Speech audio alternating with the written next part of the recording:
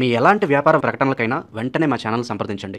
అందరికీ నమస్కారం. నేను శిరీష. ఈరోజు మనతో పాటు ఉన్నారు ప్రముఖ ఆధ్యాత్మికవేత్త, జ్యోతిష్య, వేద పండితులు పవన్ కుమార్ శర్మ గారు. గురుగారితో మాట్లాడదాం. గురుగారు నమస్కారం.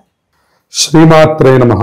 గురుగారు, ఈ నవంబర్ మాసంలో ముఖ్యంగా చూసుకున్నట్టయితే కుంభరాశి వారికి ఎలా ఉండబోతుంది అంటారు? కుంభరాశి వారికి ఈ మారుతున్నటువంటి గ్రహ మార్పు ఏదైతే ఉందో అది మంచి అనుకూలాన్ని తెచ్చిపెడుతోంది.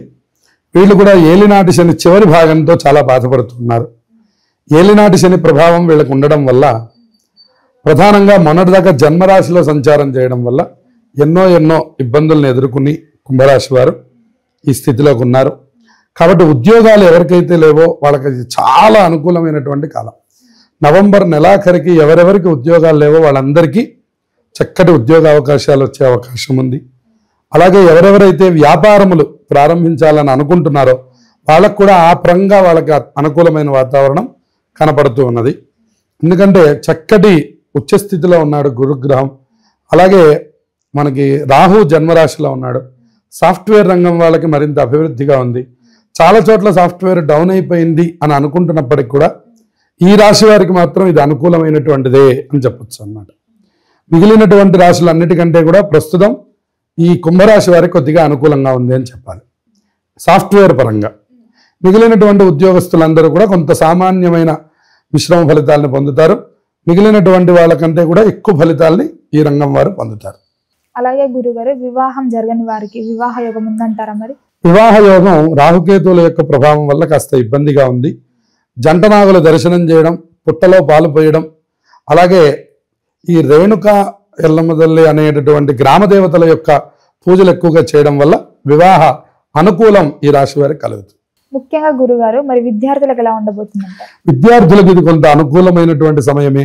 కొంత శని ప్రభావం వల్ల చదివినటువంటిది గుర్తు లేకపోవడం జరుగుతూ ఉంటుంది. వాళ్ళు దక్షిణామూర్తి శ్లోకం చదువుకుంటే అద్భుతమైనటువంటి యోగాలు వీళ్ళకి కలుగుతాయి. మిగిలినటువంటి పరీక్షల పరంగా అన్నిటి పరంగా కూడా చివరి భాగంలో ఉన్నటువంటి కాలం చాలా అనుకూలంగా ఉంది. అది రోజు దక్షిణామూర్తి స్తోత్రం చదవండి, విద్యార్థులు ఉత్తీర్ణతను సాధిస్తారు. అలాగే గురుగారు, సంతానం ఉండిన వారు పిల్లల పట్ల ఎలాంటి జాగ్రత్తలు తీసుకోవాలి? సంతానం ఉన్న వాళ్ళకి పిల్లల పట్ల మంచి అనుకూలమైన వాతావరణం కనపడుతూ ఉన్నది. బుధుడు కూడా చక్కటి దశమ స్థానంలోకి రావడం అన్ని విధాలా అనుకూలమైనటువంటి కాలం. సంతానం కలిగిన వారికి ఇబ్బంది లేదు. సంతానం కలగాల్సిన వారు మాత్రం పరిహారం చేసుకో.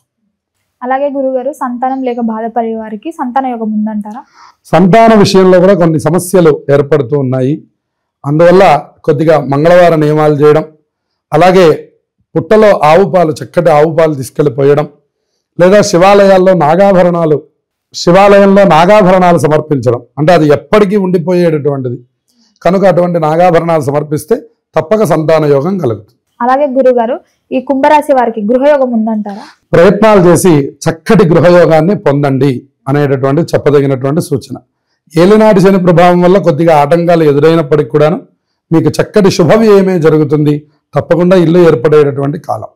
అలాగే గురుగారు, ఎవరైనా కొత్త బిజినెస్ స్టార్ట్ చేయాలనుకుంటే ముఖ్యంగా ఈ కుంభరాశి వారికి ఏ అభివృద్ధి బాగుంటుంది? కుంభరాశి వారికి అన్ని రంగాల్లోనూ వీరికి అనుకూలమైనటువంటి మాట చెప్పాలి. అందులో వృషభ రాశి వారి తర్వాత మళ్ళీ కుంభరాశి వారు, ధనుసు రాశి వారు అన్ని రకాలైనటువంటి రంగాల్లో ఉండే రంగాల్లో వీళ్ళు అర్హులు అన్నమాట. అందులో విశేషించి వీళ్ళకి ఈ కుంభరాశి వారికి జల సంబంధమైనటువంటి యొక్క బిజినెస్లు అని చెప్పాలి. ఉదాహరణకి ఈ వీటికి సంబంధించి మనకి పోర్టుకి సంబంధించినటువంటివి, అలాగే జలచరాల్ని మనం పంపించడం లాంటివి, మనకి గోదావరి జిల్లా వైపు ఎక్కువ చూస్తుంటాం చేపల చెరువులు, లేదంటే ఇటువంటివన్నీ కూడా వాటి వల్ల మంచి అభివృద్ధి వీళ్ళకి కనపడుతూ ఉంటుంది.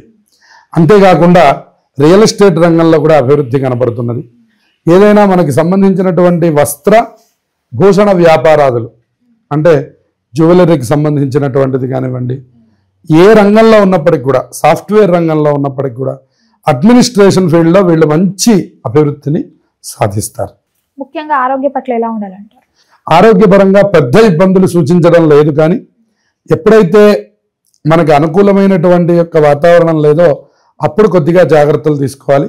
ఇప్పుడు కొద్దిగా అనుకూలమైనటువంటి వాతావరణమే వీళ్ళకి సూచిస్తున్నది. మొత్తం మీద ఉద్యోగస్తులకి బాగుంది ఈ కుంభరాశి వారికి నవంబర్ మాసం అని చెప్పాలి. మిగిలిన అన్ని రంగాల వాళ్ళకి మిశ్రమంగా ఉంది అని చెప్పడం. అలాగే గురుగారు ముఖ్యంగా ఈ రాశి వారు దూర ప్రయాణాలు చేయొచ్చు అంటారా ఈ మాసం? దూర ప్రయాణాలు వీళ్ళు ఎంత వరకు అవాయిడ్ చేస్తే అంతవరకు మంచిది. దూర ప్రయాణాలు ఈ రాశి వారికి సూచించడం లేదు. అందువల్ల జాగ్రత్తగా ఉండాలి. ఎందుకంటే మన రాష్ట్రం దాటకుండా లోకల్లో ఏదైనా ఆఫీస్ పనులు చేసుకోవడం చెప్పదగినటువంటి సూచన. ప్రత్యేకంగా విహారయాత్రకు వెళ్ళడానికి ఈ మాసం అనుకూలంగా లేదు. ఆర్థికంగా ఎలా ఉండబోతుంది అంటారు మరి? ఆర్థికంగా మంచి అభివృద్ధి సాధిస్తున్నారు. శత్రువుల పైన విజయం సాధిస్తున్నారు. ఇన్నాళ్ళు శత్రువులు ఎవరైతే ఉన్నారో వాళ్ళంతటి వాళ్ళే మిత్రులుగా మారడం, వాళ్ళంతటి వాళ్ళే మనల్ని కోరుకోవడం, ఇటువంటి స్థితి అంతా కూడా ఈ రాశి వారికి కనపడుతున్నది. గురుగారు ముఖ్యంగా ఈ రాశి వారు ఇంకా అనుకూలంగా ఉండాలంటే ఏ దైవాన్ని పూజించమంటారు, ఎలాంటి ఫలితాలు చేయమంటారు? అలాగే ప్రతిరోజు కూడా శని స్తోత్రాన్ని చదువుకుంటూ ఉండండి. అలాగే దుర్గాదేవి ఆలయాన్ని తరచుగా దర్శనం చేస్తూ ఉండండి. సమస్త శుభాలు కలుగుతాయి. నవంబర్ నెలంతా కూడా ఆధ్యాత్మికమైనటువంటి మాసం కింద చెప్పాలి. ఎందుకంటే ఇందులోనే కార్తీక మాసం నడుస్తున్నది. ఇందులో అనేకమైనటువంటి పర్వదినాలు ఈ నవంబర్ నెలలో మనకి కనబడుతున్నాయి. అందులో మనం ముఖ్యంగా గమనిస్తే నవంబర్ 1వ తారీఖు కార్తీక శుద్ధ ఏకాదశి కనబడుతున్నది. దానికి మనం ఉత్థాన ఏకాదశి అని పిలుస్తారు. శ్రీ మహావిష్ణువు ఆషాఢ మాసంలో వచ్చే తొలి ఏకాదశి రోజున నిద్రలోకి శయన ఏకాదశి అనే దీంతో నిద్రలోకి ప్రవేశించి మళ్ళీ 4 మాసాల తర్వాత అంటే శ్రావణం, భాద్రపదం, ఆశ్వీజం, కార్తీక శుద్ధ ఏకాదశి రోజున ఉత్థాన ఏకాదశి అంటే ఈ రోజున మళ్ళీ నిద్ర లేచేటటువంటి రోజు అని చెప్తూ ఉంటారు. ఈ 4 నెలలను చాతుర్మాస్యలు అని పిలుస్తారనమాట. అందుకని ఆషాఢ శుద్ధ ఏకాదశికి ఎంత ప్రాధాన్యత ఉన్నదో తొలి ఏకాదశి అంటాం మనం. అట్లాగే ఇక్కడ కూడా అంతే ప్రాధాన్యత ఉంది. అది ఈసారి మనం 1వ తారీఖు శనివారం రోజున మనం చూడబోతున్నాం. ఇక తర్వాత 2వ తారీఖు క్షీరాబ్ది ద్వాదశి అంటారు.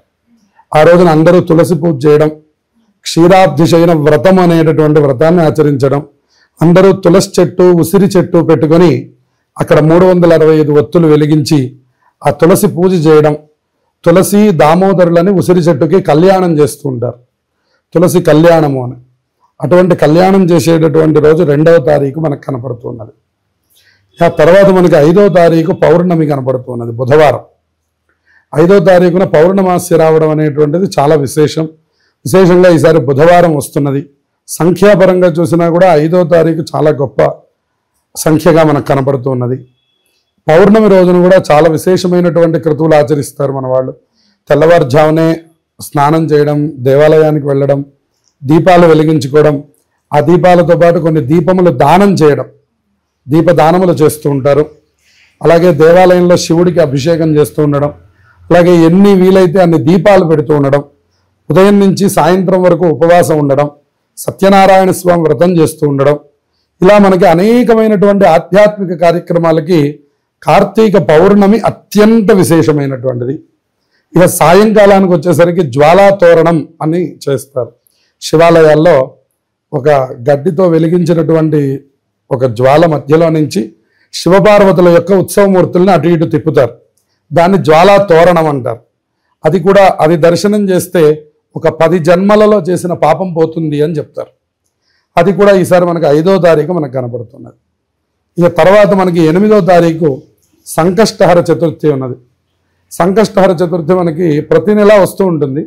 కానీ కార్తీక మాసంలో, శ్రావణ మాసంలో, మాఘ మాసంలో ఇటువంటి వాటికి ప్రత్యేకతల్ని చెప్పారు. కార్తీక మాసంలో వచ్చేటటువంటి సంకష్టహర చతుర్థి మళ్ళీ 8వ తారీఖు శనివారం రాబోతున్నది. అది కూడా చాలా విశేషమైనటువంటిది. ఎవరెవరైతే ఏలినాటి శనితో బాధపడుతున్నారో వాళ్ళు ఆ రోజున అందరూ ఉపవాసం ఉండి తప్పకుండా గణపతి ఆరాధన చేస్తే వాళ్ళందరికీ శని బాధలు తొలగిపోతాయని చెప్పారు. ఎందుకంటే మనందరికీ తెలిసిన కథ, శని భగవానుడు రోజు వచ్చి ప్రతి దేవతని కూడా ఆయన పీరియడ్ వచ్చినప్పుడు ఆయన తప్పకుండా ఆయన పీడిస్తాడు. అలా శివుడి దగ్గరికి రావడము మనకి తెలుసు. కానీ గణపతి దగ్గరికి వచ్చినప్పుడల్లా ఆయన రేపు రా అంటున్నాడు. ఆయన వచ్చిన ప్రతిసారి రేపు రా అంటున్నాడు. ఆయన ఎన్నిసార్లు చూసినా కూడా రేపు రా అంటున్నాడని చెప్పని ఆయన చివరికి వెళ్ళడం మానేసేట శని భగవాన్.